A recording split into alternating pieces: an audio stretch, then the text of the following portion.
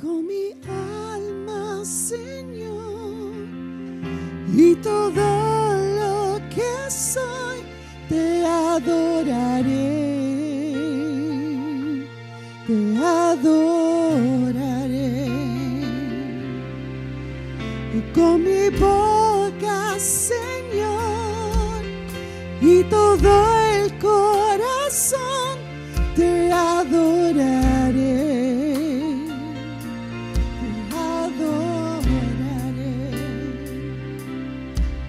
Tú eres grande y todopoderoso.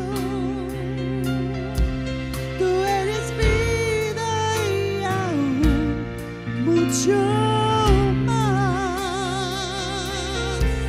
Tú eres paz, mi refugio y mi escondedero, mi amigo amado, en quien yo espero el día que mis ojos te verán. Con mi vida te adoraré, con mi alma, Señor, y todo lo que soy, te adoraré, te adoraré. Con mi boca, Señor, y todo el corazón, te adoraré, te adoraré. Tú eres grande y todopoderoso. Tú eres vida y aún mucho más. Tú eres mi refugio y mi escondedero, mi amigo amado, en quien yo espero el día que mis ojos te verán. Con mi vida te adoraré. Tú eres paz, mi refugio y mi escondedero, mi amigo amado, en quien yo espero el día que mis ojos te verán. Con mi vida te adoraré,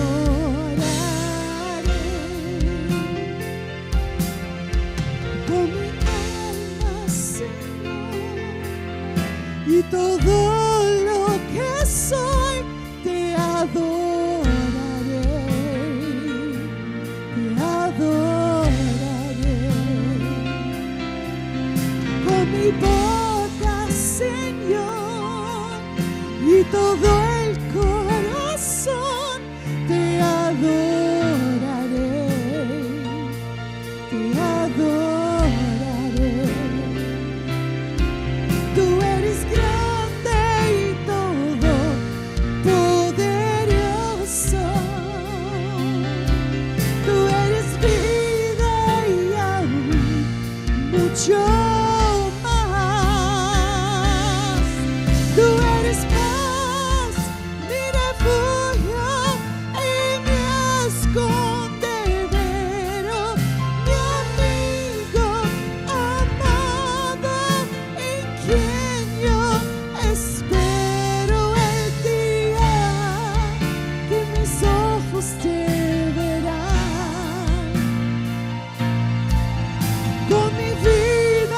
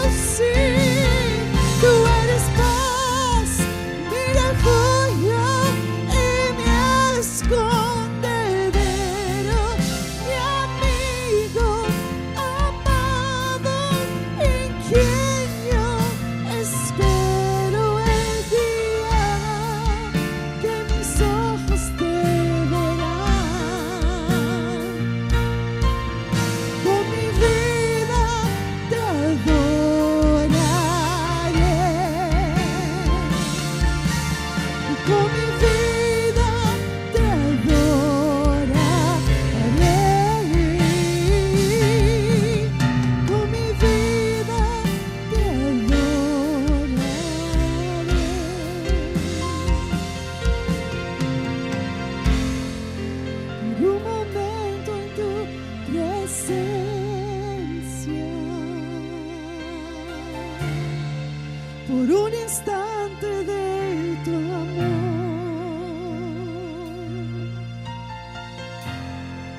por un destello de tu gloria, por un minuto nada más,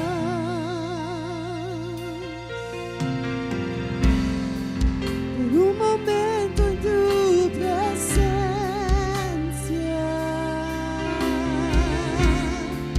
por un instante de tu amor, por un destello de tu gloria, por un minuto nada más, todo daría y no importaría lo que tenga que pasar, lo que tenga que esperar. Yo tengo hambre de ti, oh, de tu presencia, de tu fragancia y de tu poder. Hambre que duele, que debilita, que desespera por ti.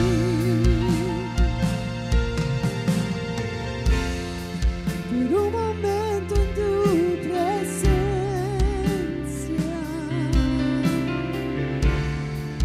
por un instante de tu amor, por un destello de tu gloria,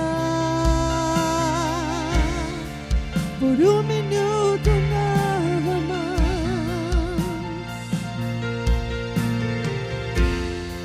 por un momento en tu presencia, por un instante de tu amor, por un destello de tu gloria, por un minuto nada más, todo daría y no importaría lo que tenga que pasar, lo que tenga que esperar. Yo tengo hambre de ti, oh, de tu presencia y de tu fragancia y de tu poder. Hambre que duele, que debilita, que desespera por ti. Yo tengo hambre de ti, oh, de tu presencia, de tu fragancia y de tu poder. Hambre que duele, que debilita, que desespera por ti. Tengo hambre de ti, oh, hambre de ti,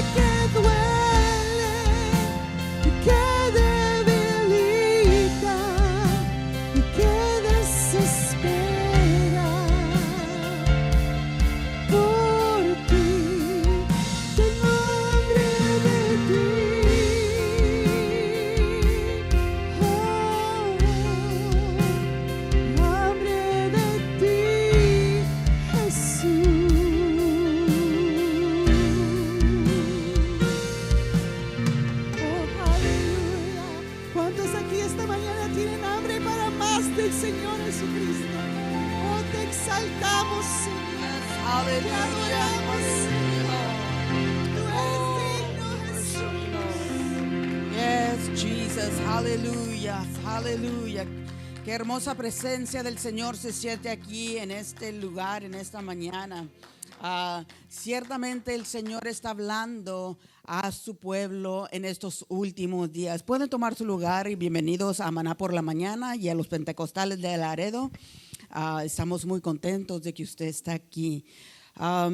Quisiera yo, antes de seguir con el estudio que principiamos el domingo pasado, tocante a nuestro primer amor, no es casualidad, no es algo de que solo sucedió porque sucedió, ¿verdad? Sino que es la palabra de Dios, Dios hablando a su pueblo en estos últimos días, porque el mensaje de nuestro pastor Jay se unió con la lección de la mañana. El Señor nos está hablando, hermano, y es importante de que nosotros estemos prestando atención. Quisiera que vayamos en la palabra de Dios a Efesios capítulo 4 y ese capítulo lo voy a leer todo junto. Cuando estaba estudiando, el Señor me trajo a memoria uno de los versículos en este capítulo y lo quisiera leer antes para unirlo a la lección. Dice la palabra de Dios en Efesios 4, dice: yo pues, preso en el Señor, os ruego que andéis como es digno de la vocación con que fuisteis llamados, con toda humildad y mansedumbre, soportándonos con paciencia los unos a los otros en amor, solícitos en guardar la unidad del Espíritu en el vínculo de la paz, un cuerpo, un espíritu, como fuisteis también llamados en una misma esperanza de vuestra vocación, un Señor, una fe, un bautismo, un Dios y Padre de todos, el cual es sobre todos y por todos y en todos. Pero a cada uno de nosotros fue dada la gracia conforme a la medida del don de Cristo, por lo cual dice: subiendo a lo alto, llevó cautiva la cautividad y dio dones a los hombres. Y eso de que subió, ¿qué es? Sino que también había descendido primero a las partes más bajas de la tierra. El que descendió es el mismo que también subió por encima de todos los cielos para llenarlo todo. Y él mismo constituyó a unos apóstoles, a otros profetas, a otros evangelistas, a otros pastores y maestros, a fin de perfeccionar a los santos para la obra del ministerio, para la edificación del cuerpo de Cristo, hasta que todos lleguemos a la unidad de la fe y del conocimiento del Hijo de Dios, a un varón perfecto, a la medida de la estatura de la plenitud de Cristo, para que ya no seamos niños fluctuantes, llevados por doquiera de todo viento de doctrina, por estratagema de hombres que para engañar emplean con astucia las artimañas del error, sino que siguiendo la verdad en amor, crezcamos en todo en aquel que es la cabeza, esto es Cristo, de quien todo el cuerpo, bien concertado y unido entre sí por todas las coyunturas que se ayudan mutuamente según la actividad propia de cada miembro, reciba su crecimiento para ir edificándose en amor.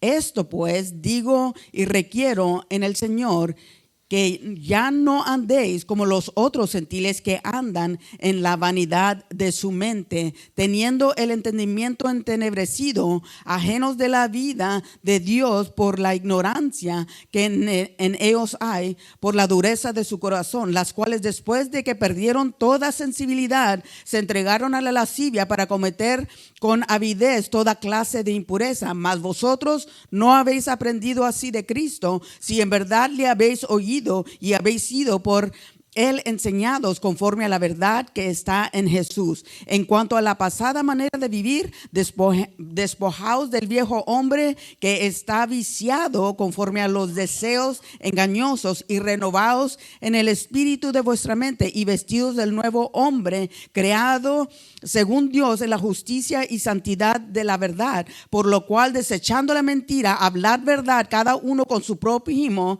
porque somos miembros los unos de los otros. Airaos, pero no pequéis, no se ponga el sol sobre vuestro enojo, ni deis lugar al diablo. El que hurtaba, no hurte más, sino trabaje, haciendo con sus manos lo que es bueno, para que tenga que compartir con el que padece necesidad. Ninguna palabra corrompida salga de vuestra boca, sino lo que sea bueno para la necesaria edificación, a fin de dar gracia a los oyentes. Y en este es el versículo que me quiero enfocar. Dice, y no contristéis al Espíritu Santo de Dios, con el cual fuiste sellados para el día de la redención.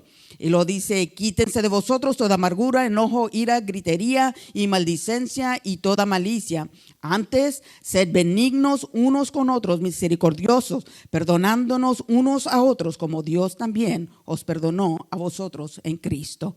Y me es interesante que Jesús, la advertencia que Jesús le está dando a la iglesia de Éfeso, está hablando sobre que ellos habían perdido su primer amor.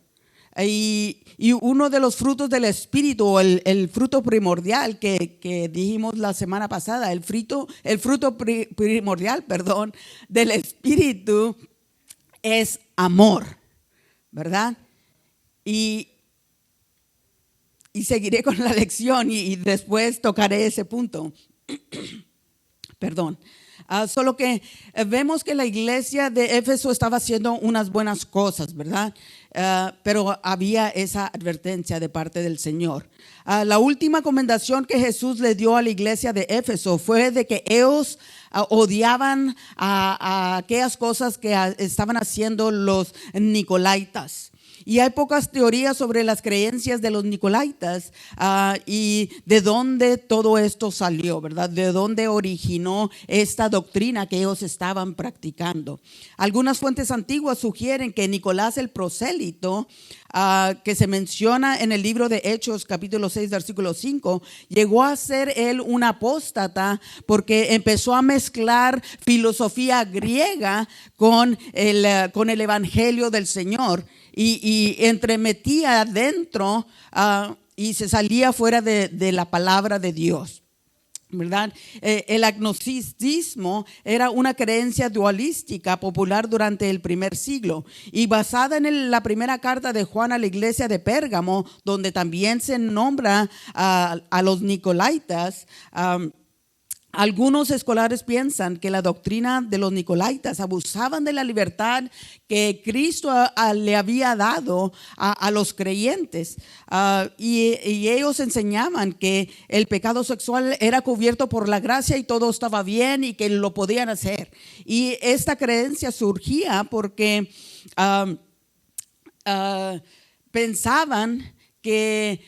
los nicolaitas pensaban que el cuerpo, ¿verdad?, era pecaminoso y nada bueno podía salir del cuerpo. Y que lo único bueno era el ser, el alma que el hombre tenía. Y eso era lo espiritual. Solo que estaban dividiendo, solo que usted puede hacer cualquier cosa que quiera, les decía, ¿verdad?, los nicolaitas, esta creencia errónea. Dice, con el cuerpo puedes hacer lo que quieras hacer porque nada bueno puede salir de él. Como quiera, Dios al final va a salvar el alma porque eso es espiritual. Lo espiritual era bueno, lo carnal era malo y con el cuerpo, pues porque era malo, podías hacer lo que querías. Y esa era una idea y una doctrina muy, muy equivocada. Ahora, la iglesia de Éfeso no permitió que los nicolaitas infiltraran a su iglesia y ellos estaban rechazando todas estas creencias y el Señor le estaba dando comendación porque ellos estaban rechazando lo malo. La iglesia de Éfeso retenía el nombre de Jesús y rechazaba la maldad de la doctrina de los nicolaitas, y es por eso que nos es fácil nosotros ver que Éfeso tenía una cultura fuerte como iglesia. Ahora, la iglesia de Éfeso mostraban buenas obras, ellos tomaban una posición fuerte en lo que era bueno y recto delante de Dios, a pesar de que ellos estaban rodeados de tanta maldad, ¿verdad? Y es algo similar, ¿verdad? A nosotros ahora. Ahora, la iglesia de Éfeso tomó una posición firme por la verdad y mantuvo fuerte una doctrina sana, como nosotros lo estamos haciendo ahora aquí. En nuestros días vemos lo mismo suceder, ¿verdad? Estamos rodeados de tanta maldad, mas nosotros nos permanecemos en la palabra de Dios. Y no nos salemos a un lado ni a otro lado, sino que lo que dice la palabra de Dios, eso es lo que seguimos. Ahora vemos que inmediatamente después de que Jesús comendó a la iglesia de Éfeso sobre las buenas obras que ellos estaban haciendo, mientras ellos aún estaban sufriendo persecución, llega la frase, ¿verdad? Llega una frase que nadie quisiera oír. Dice, pero tengo contra ti. Le decía a la iglesia de Éfeso, decía, pero tengo contra ti. Nunca queremos nosotros escuchar al Señor decirnos algo así, ¿verdad? Es algo fuerte.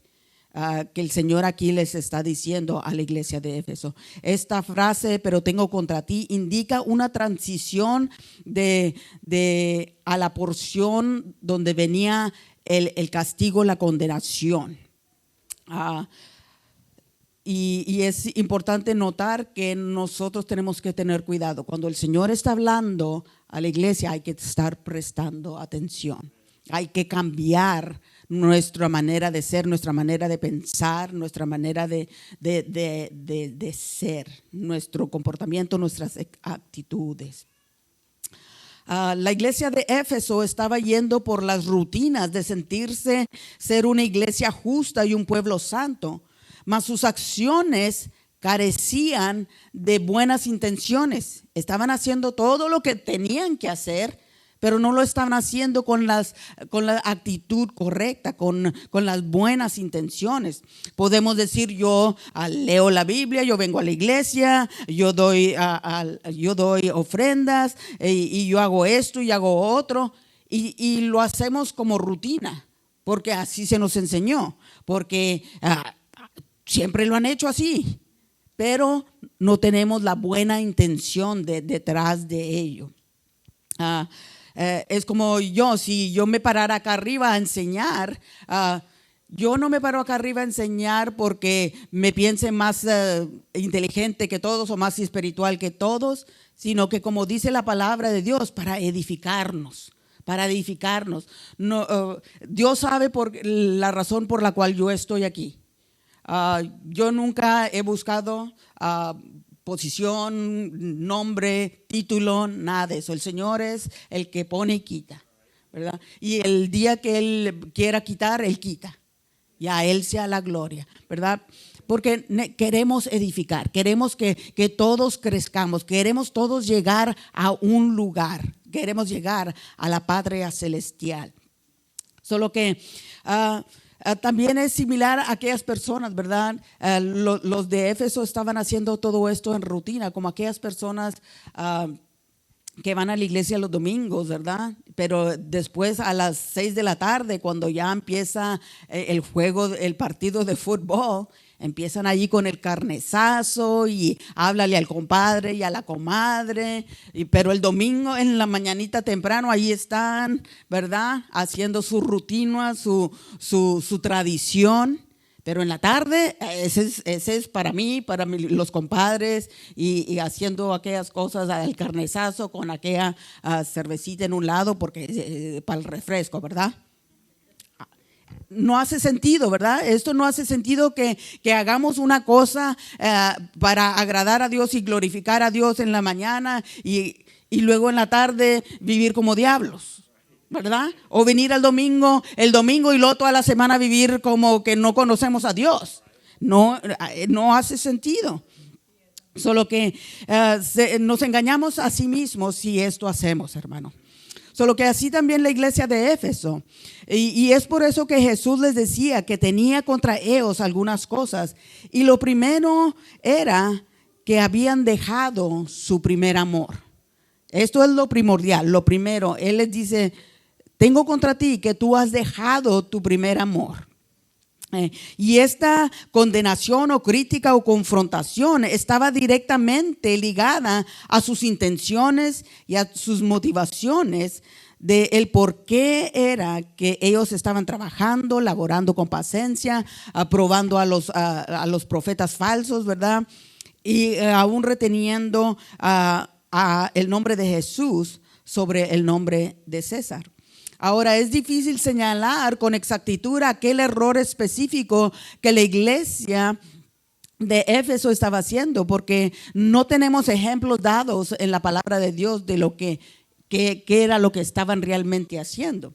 Ahora, es importante tener un corazón limpio, un corazón recto o con buenas intenciones, con motivaciones puras en lo que estamos haciendo, en nuestro trabajo para el Señor.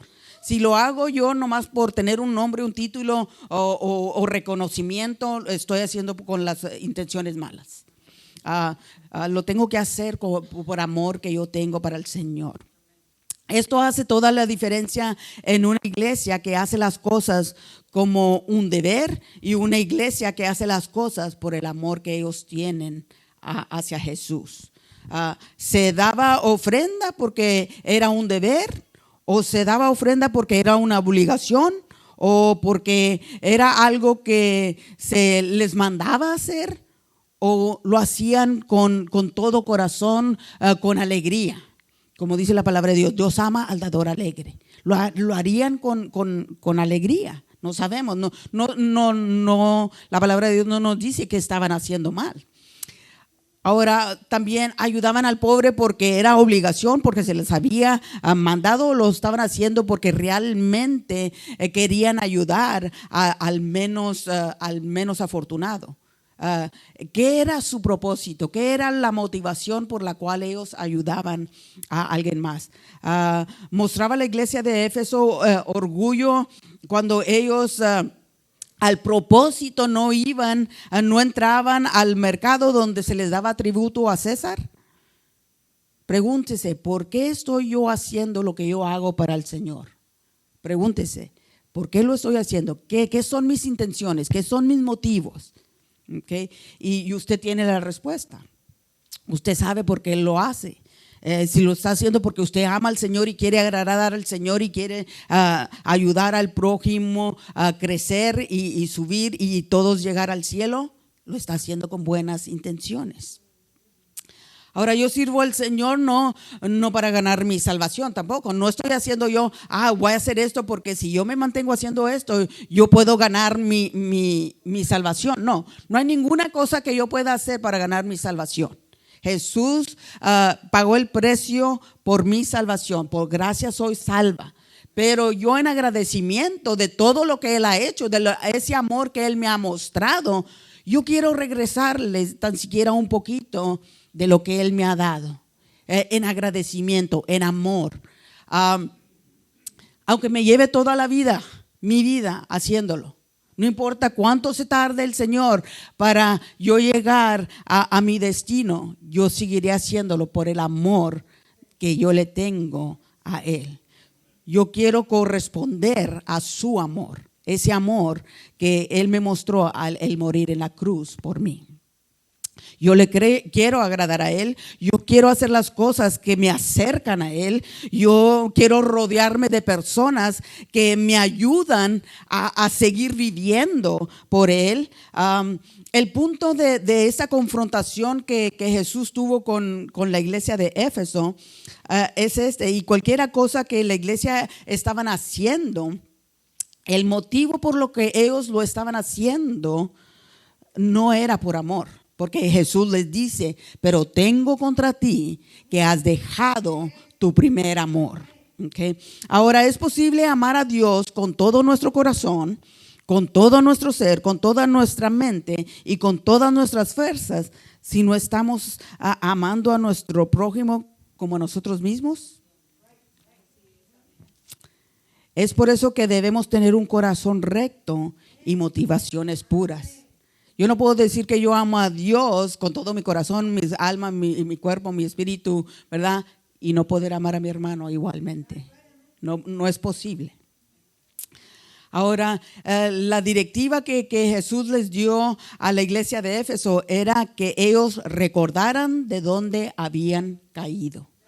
Ahora, esto nos dice que la iglesia de Éfeso en un tiempo era una iglesia que sabía cómo amar, que empezaron haciendo las cosas con buenas intenciones, con buenas motivaciones.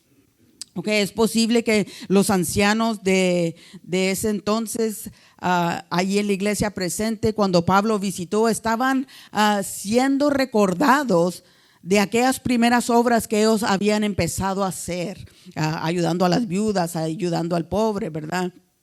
Ahora, cuando la iglesia está trabajando y haciendo todo lo que Dios les ha enviado a hacer con las motivaciones correctas, entonces esta iglesia va a ser una iglesia efectiva. Esta iglesia va a ser la diferencia. Okay. No somos un club social donde nos reunimos y platicamos y vinimos y cantamos unos cantos y luego nos vamos y permanecemos igual. No somos un club, somos la iglesia del Señor. Y tenemos una misión. Él nos ha mandado a llevar el evangelio, pero lo tenemos que llevar con amor. No podemos llevar el evangelio sacando espada y cortando orejas como Pedro, ¿verdad? Solo que las personas pueden notar las actitudes. Cuando un visitante llega a la iglesia, él puede notar actitudes, él puede notar el amor, él puede notar si yo tengo algo en contra de mi hermano o de mi hermana. Porque todos son muy observativos, porque lo primero que un visitante va a venir a hacer es observar, ¿verdad? Y van a observar cómo se comportan. ¿Son lo que dicen que son? ¿Ellos están demostrando que son lo que dicen que son? Somos un libro abierto, dice la palabra de Dios. Somos un libro abierto, leídos por los hombres. Solo que las personas pueden notar actitudes, ellos también pueden sentir amor. Y si la iglesia de Éfeso seguía con su ministerio sin amor, solo sería una organización de caridad. No iba a ser una iglesia más, no iba a ser nada más que eso, ni iglesia iba a ser, solo iba a ser una organización de caridad. El amor es el primer y primordial fruto del Espíritu. Gálatas 5, 22 al 23 dice: mas el fruto del Espíritu es amor, gozo, paz, paciencia, benignidad, bondad, fe, mansedumbre, templanza. Contra tales cosas no hay ley. Si no hay amor, no habrá fruto del Espíritu, ¿verdad? Amor, gozo, paz, ¿verdad? Paciencia, benignidad. Y sin amor no hay gozo, sin amor no hay paz, sin amor no hay paciencia, sin amor no hay benignidad, no hay bondad, no hay fe, no hay mansedumbre, no hay templanza. Tiene que haber amor, es el primordial, él es el primero. Tiene que haber amor. No podemos decir, yo siento una paz. Si no tiene amor, usted no puede sentir paz, porque es fruto del Espíritu. Okay. Este don del Espíritu se abusará y eventualmente cesará si no es practicado en amor. Tenemos que tener amor. El amor es primordial. Si no tenemos amor, nuestra paciencia se va a agotar. Si no tenemos amor, nuestra templanza se va a agotar, nuestra mansedumbre, nuestro control propio. No vamos a mostrar benignidad ni bondad. Ahora, no tenemos un relato como la iglesia de Éfeso fue fundada, pero en Lucas nos dice en Hechos 6, del 1 al 7, él nos da aquí una vista de cómo fueron ellos fundados. Dice la palabra de Dios, en aquellos días como creciera el número de los discípulos, hubo murmuración de los griegos contra los hebreos, de que las viudas de aquellos eran desatendidas en la distribución diaria. Entonces los 12 convocaron a la multitud de los discípulos y dijeron: no es justo que nosotros dejemos la palabra de Dios para servir a las mesas. Buscad pues, hermanos, de entre vosotros a 7 varones de buen testimonio, llenos del Espíritu Santo, porque el fruto del Espíritu es amor, gozo, paz, paciencia, benignidad, bondad, templanza, mansedumbre, ¿verdad? Llenos del Espíritu Santo y de sabiduría, a quienes encarguemos de este trabajo. Nosotros persistiremos en la oración y en el ministerio de la palabra, agradando la propuesta a toda la multitud, y eligieron a Esteban, varón lleno de fe y del Espíritu Santo, a Felipe y a Procoro, a Nicanor, a Timón, a Parmenas y a Nicolás, prosélito de Antioquía. Aquí se menciona Nicolás. ¿Se acuerdan del que les hablaba al principio? Y crecía la palabra del Señor, y en el número de los discípulos se multiplicaba grandemente en Jerusalén. También muchos de los sacerdotes obedecían la fe. Solo que aquí se menciona Nicolás. Nicolás empezó bien, pero luego cuando empezó a mezclar filosofías griegas, entonces ahí se desvió de la palabra de Dios y del propósito, y sus motivos ya no eran buenos. ¿Okay? Solo que el enfoque de la comunidad cristiana primitiva era de cuidar a las viudas y a aquellos que tenían necesidad. Y tal vez la iglesia de Éfeso había formado la tradición de ver a los pobres en el principio, ¿verdad? Ellos estaban haciendo todo bien. Como Nicolás habían empezado bien, pero de una manera u otra se empezaron a desviar de lo que de lo que ellos habían aprendido. Aún en nuestros días hoy, cuando las iglesias son establecidas, generalmente no son a los ricos los que vienen, ¿verdad? No son aquellos que son inteligentes los que vienen, no. El primero que viene, y si usted se acuerda, la razón por la cual usted llegó a los pies de Cristo, usted va a saber que es por necesidad, porque todos tenemos necesidad de Jesús, ¿verdad? Y algunos vinimos a Jesús porque estábamos enfermos y recibimos nuestra sanidad y vinimos a Jesús. Algunos estábamos teniendo problemas de matrimonio y nos dijeron: Jesús puede cambiar tu matrimonio, y vinimos a Cristo. Algunos vinimos a Jesucristo porque estábamos pasando momentos de depresión y de desesperación y teníamos pensamientos suicidas, y dijeron: Jesús puede cambiar tu vida, y vinimos a Jesús. Algunos vinimos a Jesús porque estábamos adictos a drogas o al alcohol o cualquier otro vicio. Y ya estábamos cansados de vivir esa vida, y vinimos a Jesús porque teníamos necesidad de que nuestra vida fuera totalmente transformada y renovada. Solo que son aquellos de la necesidad que vienen a Jesús. Aquellos que no sienten necesidad no vienen a Jesús. Ellos piensan que tal vez con su dinero, con aquellas personas que se rodean, todo está bien. Pero todos al final necesitamos a Jesús. Todos al final necesitamos a Jesús. Ahora, se dice que son los más humildes o los más necesitados los que muestran más amor hacia aquellos en necesidad. ¿Será que ellos saben que se siente sentir necesidad y por eso ellos ayudan libremente? ¿Será que ellos dan de gracia lo que por gracia recibieron? Así debe ser con nosotros, ¿verdad? Es ese mismo amor que Dios mostró a ellos. Ellos ahora están respondiendo con amar. Están respondiendo con dar lo que recibieron de gracia. Es este amor que se muestra y el servicio que se da junto con la experiencia de la presencia y la enseñanza de la sana doctrina que compone a la iglesia. Sí, no puede haber uno sin el otro. No puede haber solo una parte sin haber la otra. Tiene que estar todo junto.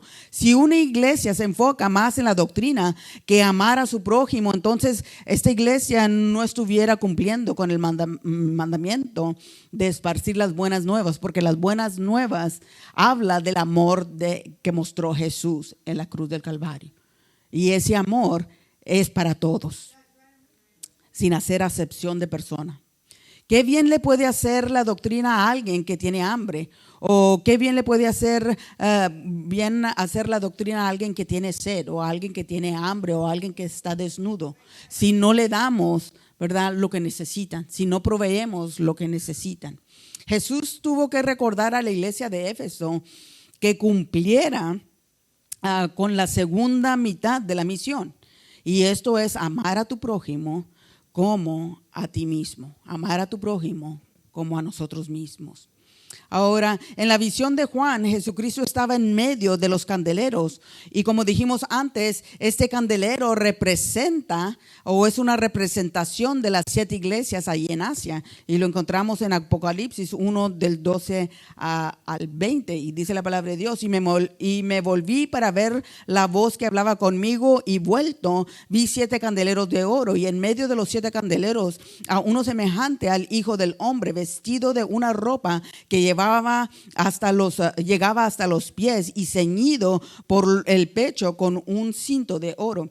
Su cabeza y sus cabellos eran blancos como blanca lana, como nieve, sus ojos como llama de fuego, y sus pies semejantes a bronce bruñido, refulgente como en un horno, y su voz como estruendo de muchas aguas. Tenía en su diestra 7 estrellas, de su boca salía una espada aguda de 2 filos, y su rostro era como el sol cuando resplandece en su fuerza. Cuando le vi, caí como muerto a sus pies, y él puso su diestra sobre mí, diciéndome: no temas, yo soy el primero y el último, y el que vivo y estuve muerto.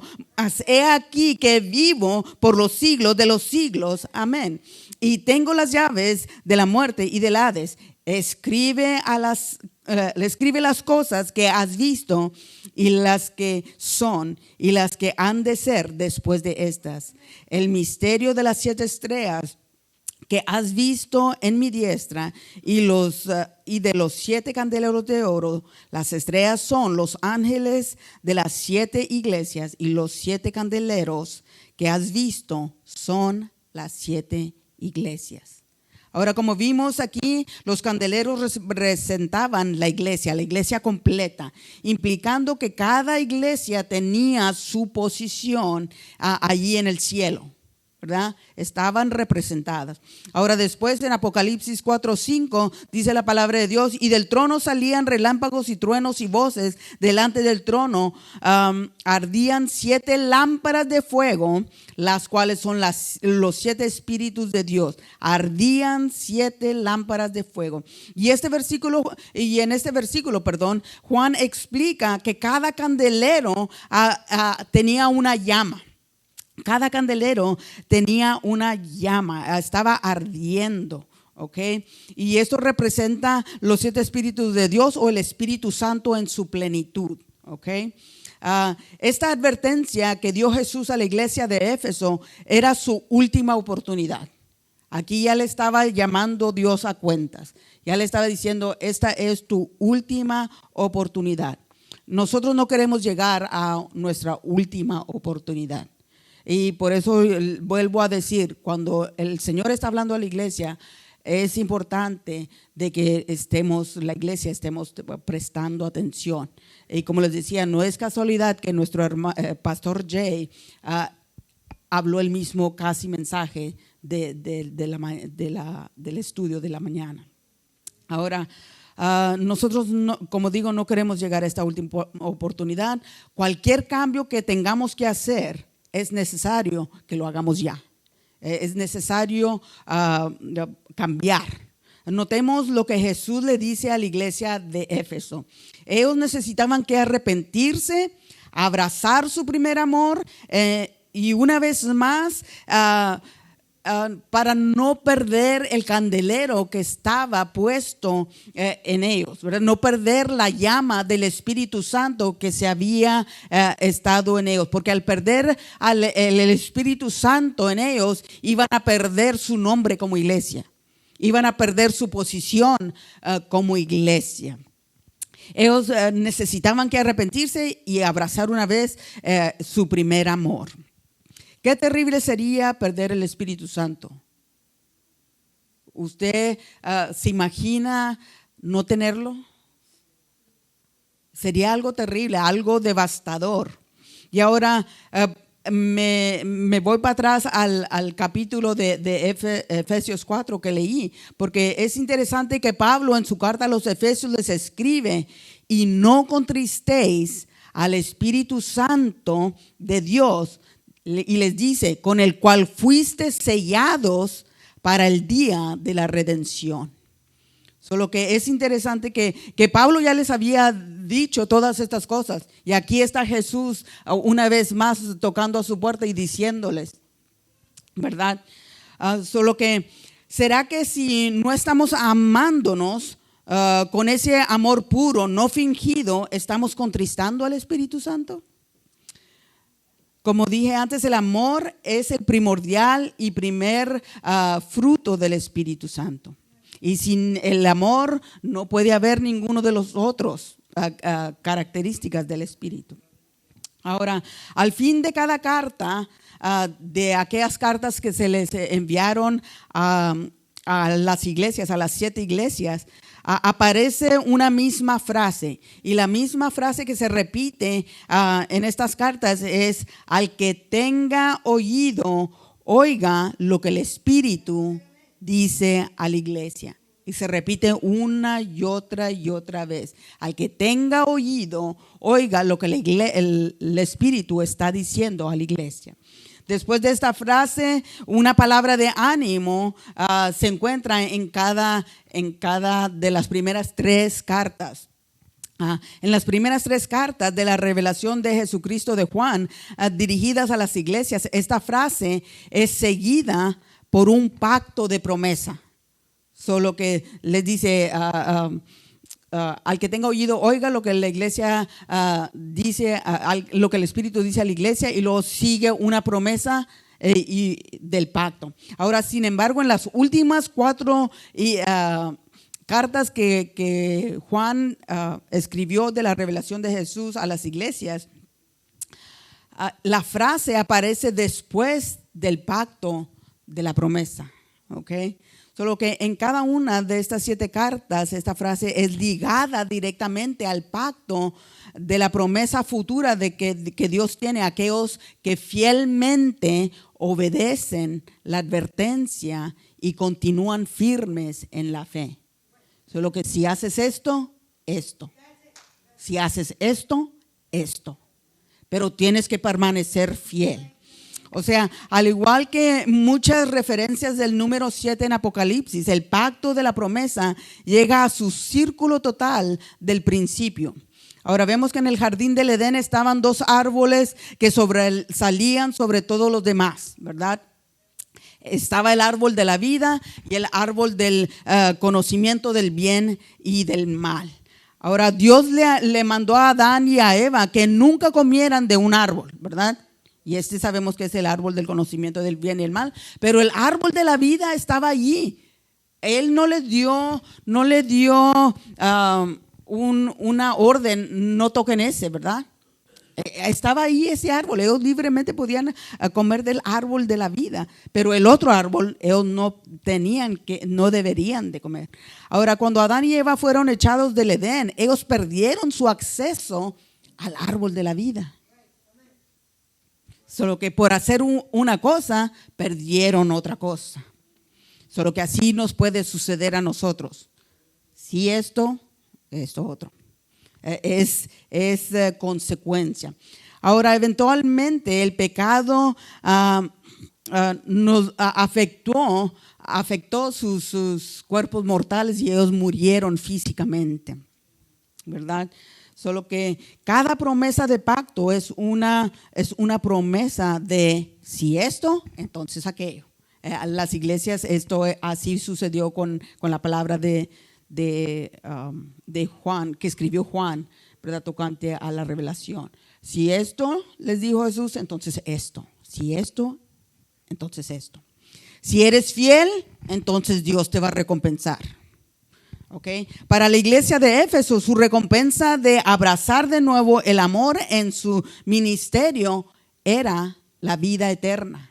Él les dijo, ¿verdad? Ahora, Dios no solo promete vida eterna a los fieles, mas también promete restablecer el paraíso que estaba presente en el principio. A los que vencen estarán con Cristo para siempre en el paraíso, ¿verdad? Solo que tenemos que vencer, cueste lo que nos cueste, no importa, pero tenemos que llevar el amor con nosotros. Llévese una cajita y ahí eche el amor y lléveselo por donde quiera que vaya. Okay, no quiere perder eso. Solo que Dios nos promete, si nosotros vencemos, vamos a pasar la eternidad con Jesús.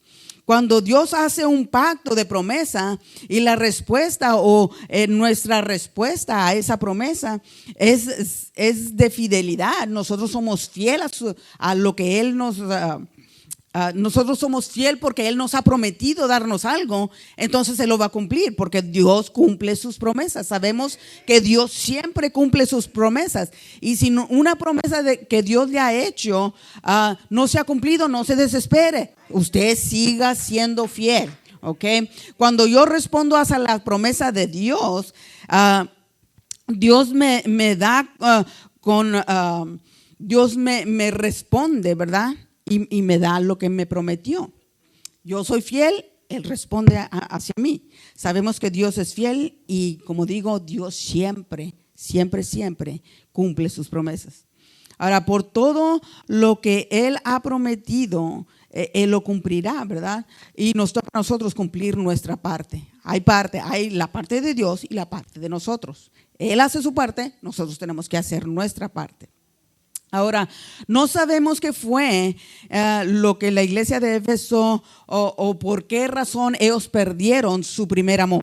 No sabemos porque no se nos dice, mas sí nos dice y Jesús les advierte, tengo contra ustedes que ustedes han dejado su primer amor.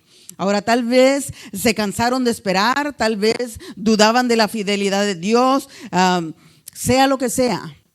Jesús les dio una última oportunidad.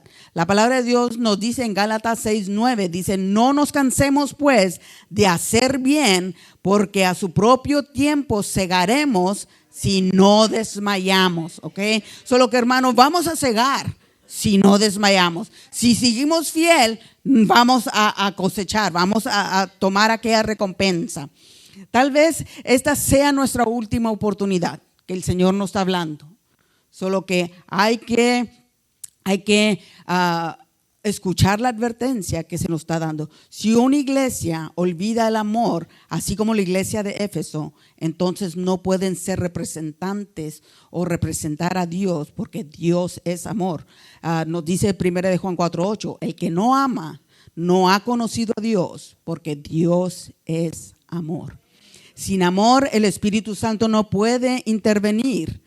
El don del Espíritu Santo no puede operar. La iglesia es un árbol sin fruto. ¿Y qué le sucede a los árboles sin fruto? Son cortados y echados al fuego, ¿verdad? Son cortados.